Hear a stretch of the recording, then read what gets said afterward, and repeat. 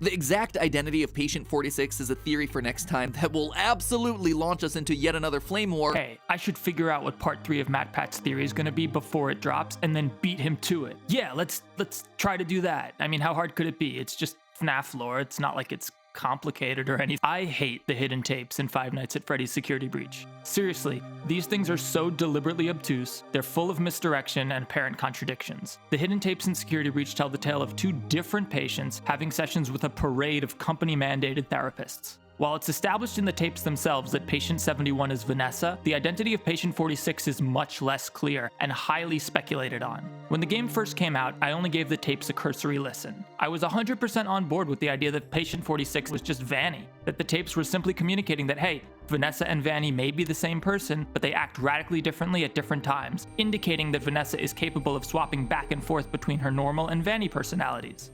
However, since then, MatPat's theory dropped, we found new secrets, and we've had more time to think about the tapes. I no longer believe that Patient 46 is just another aspect of Vanessa's personality. Something more is definitely going on here. You know what isn't going on here, though?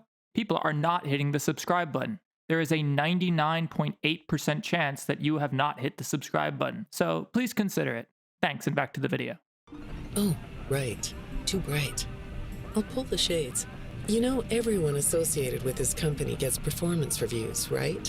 While the therapist is talking about themselves in this instance, I still think it's safe to assume that Patient 46 is associated with the company. While MatPat is correct that this company is the game developer who made Help Wanted, we also know that they were a dummy corporation for Fazbear Entertainment. Later tapes mention the robots acting creepy, so I think we can assume that this company Patient 46 is associated with is indeed Fazbear Entertainment. The flowers? Yes, these are particularly fragrant today, aren't they? I'll move them. This isn't important now, but it'll come up later, and it serves as our first big clue that these are probably 2 different patients. What are you looking at? You're amazingly alert, aren't you? This is a super weird line. I'm not quite sure what the significance is, but telling someone that they're amazingly alert after noticing them looking at something is weird. It's a very unusual thing to say. You just sit there and be comfy. Or not. That chair doesn't really fit you, does it? We hear a therapist say that patient 71, Vanessa, looks comfortable in that same chair. This suggests that whoever patient 46 is has a substantially different proportion to Vanessa. This narrows down our subjects to either a small child or perhaps a larger animatronic? Could patient 46 be an animatronic sent for therapy? The "you're amazingly alert" line is sorta suspicious, but let's keep going. You don't look surprised to see me sitting here instead of your last therapist. This obviously implies that patient 46 participated in or was at least aware of the prior therapist's passing. This places Vanny as a suspect, though more on that later.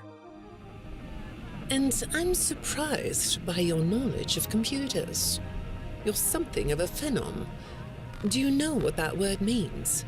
This adds more points towards patient 46 being a child.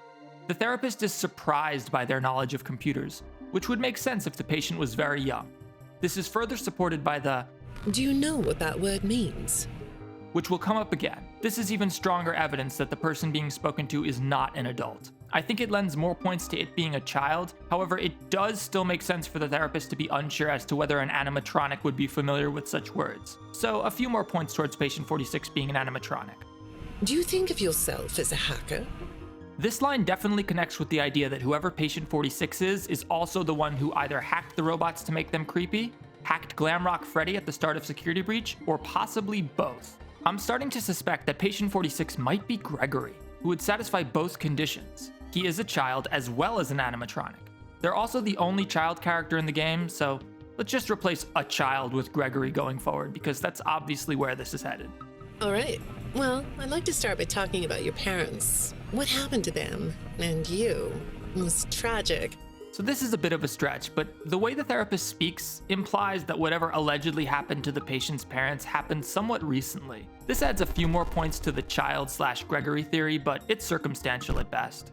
When I read your account of what happened, it came across as, well, more of an objective rather than a subjective narrative. Oh, sorry. You don't know what that means, do you? This is the second time a therapist presumes that patient 46 might not be familiar with a larger word. Even more interesting, this is a different therapist from the one who first defined phenom for patient 46. In my opinion, this is strong evidence that patient 46 is a child. I'm basically convinced at this point. Well, I see in your file that you spend a lot of time by yourself and are good at self-dialogue. You know what I mean?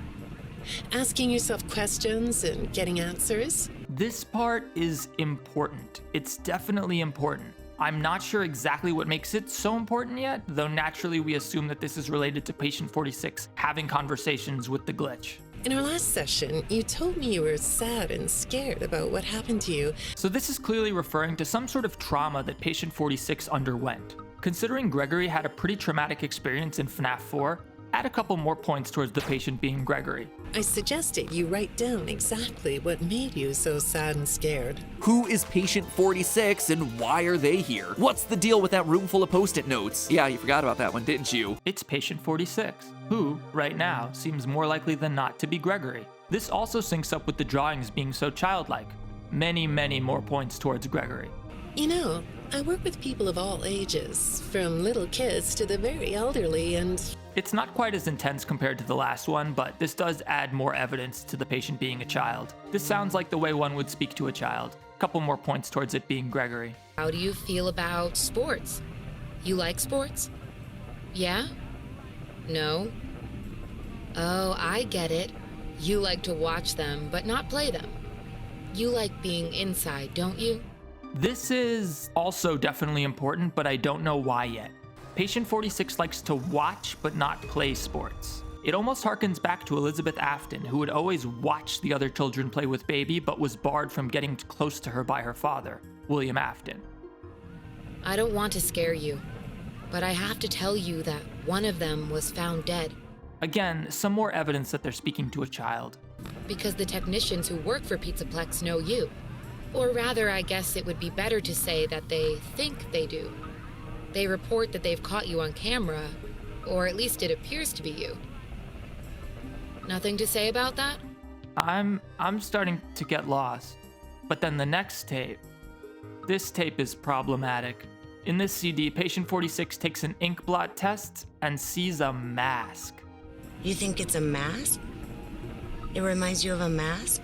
Like a disguise? Yeah, I can see that. You like the idea of being disguised?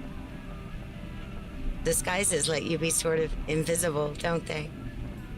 You can get away with almost anything when you're invisible, can't you? The mask, disguises, being invisible.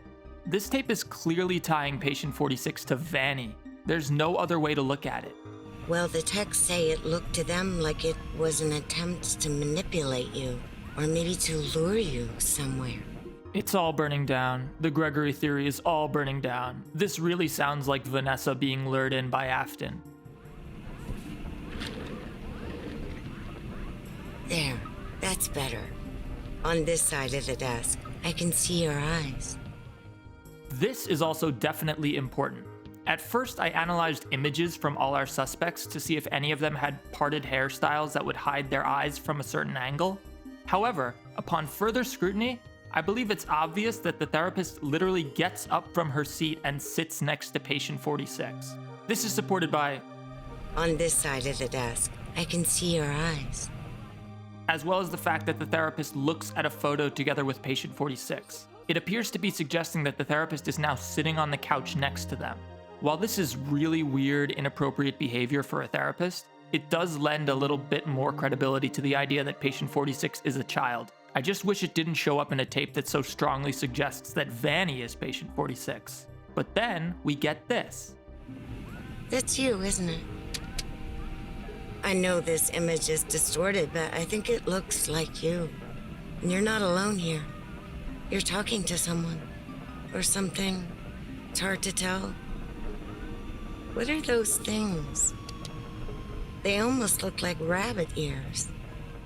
Patient 46 is seen with Vanny. Some argue that Glamrock Bonnie could have been alive at this point, but that argument's really weak. We know that Vanessa had ordered the materials for the suit by this point. I guess it could also be Burn Trap, but that seems really unlikely too.